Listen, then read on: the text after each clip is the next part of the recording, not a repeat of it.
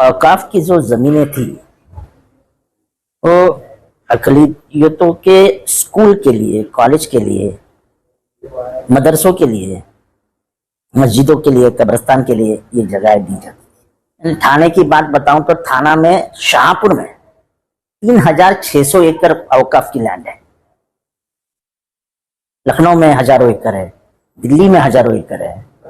हमारे मुमरा में देखो, चौसा कब्रिस्तान की जमीन औकाफ की जमीन है, दौला कब्रिस्तान की जमीन औकाफ की जमीन है।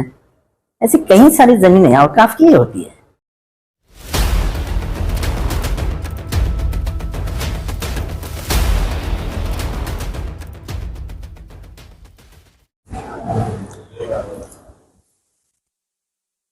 औकाफ की जो जमीनें थी वो अकलियतों के स्कूल के लिए, कॉलेज के लिए, मदरसों के लिए, मस्जिदों के लिए, कब्रिस्तान के लिए ये जगह दी जाती थी।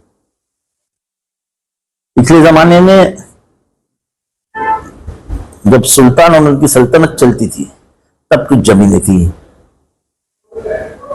जब यहां पे दीवार खड़ी हो गई पाकिस्तान और भारत के बीच में, जो मुसलमान पाकिस्तान की तरफ चले गए उनकी भी तो जमीनें थी यहां पे। तो ये सब जमीनों को इकट्ठा करके 1954 में नेहरू जी पंतप्रधान थे, उन्होंने औकाफ बोर्ड बनाने का प्रस्ताव रखा और ये सब जमीनें औकाफ में शामिल कर दी।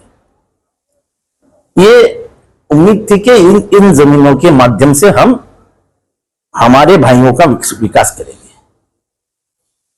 एजुकेशन के बारे में, हॉस्पिटल के बारे में, ऐसे कई सारे जो सामाजिक हित के काम है वो इस माध्यम से करेंगे। मैंने थाने की बात बताऊं तो थाना में, शाहपुर में 3600 एकड़ औकाफ की लैंड है। लखनऊ में हजारों एकड़ है, दिल्ली में हजारों एकड़ है। तो ये औकाफ की लैंड ऐसी जगहों पे, किसी जगहों का कभी हिस्टोरिकल ऐतिहासिक महत्व कमी नहीं हो सकता। अब ये सरकार, बीजेपी सरकार ने उसको खोल दिया, बोले कोई औकाफ बेवकाफ नहीं रहेगा, तुम सब अपने औकात में रहो, अब ये जमीनें हम बेचेंगे। तो तुमको कब्रिस्तान को जमीन कहां से मिलेगी? आने वाले दिनों में जब जमीनें लगेगी, हमारे मुमरा में देखो, चौसा कब्रिस्तान की जमीन औकाफ की जमीन है,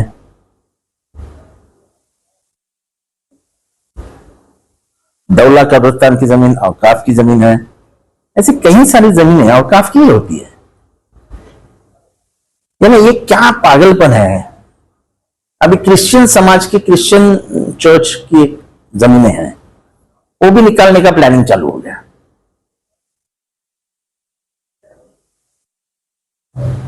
उनकी जमीन कुछ 1 लाख एकड़ के ऊपर है।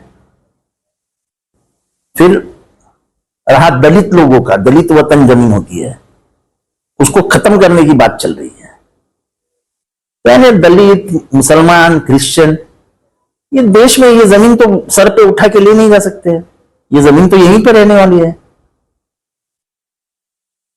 और अच्छे काम में उसका इस्तेमाल हो रहा है तो उसको होने दो। अगर अच्छे काम में उसका इस्तेमाल नहीं हो रहा है, आप सरकार हो, आप चाहे वो भूमिका ले सकते हो, पर ये ऐसे किसी के हक छीन लेना, जो मालिकाना हक था उनका, उसको गायब कर देना, तो कोई अच्छी बात नहीं है। ये डर का माहौल जो आप फैला रहे हो कि हम कुछ भी कर सकते हैं, ये इस देश के लिए अच्छा नहीं है। इस देश ने हमेशा शांति और अमन का सहारा लिया है, लेकिन क्या हुआ है क्या मालूम नहीं। लेकिन हर वक्त डराना किसी को, वो भी एक बार तय ही कर लेता है, मरना है तो मरना है, बस ठीक है चलो लड़के मरते हैं। मुझे लगता है कि ये जो निर्णय आया है वक्फ का, उसके बारे में थोड़ा सा सोच विचार करना चाहिए। उनके ही समाज के लोगों को साथ बैठ के उसमें से कुछ रास्ता निकल सकता है क्या, ये भी देखना चाहिए।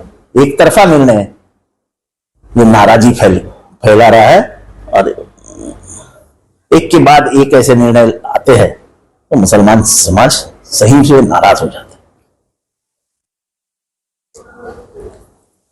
हमारे चैनल को सब्सक्राइब करें, बेल आइकन जरूर प्रेस करें हमारी न्यू वीडियो सबसे पहले देखने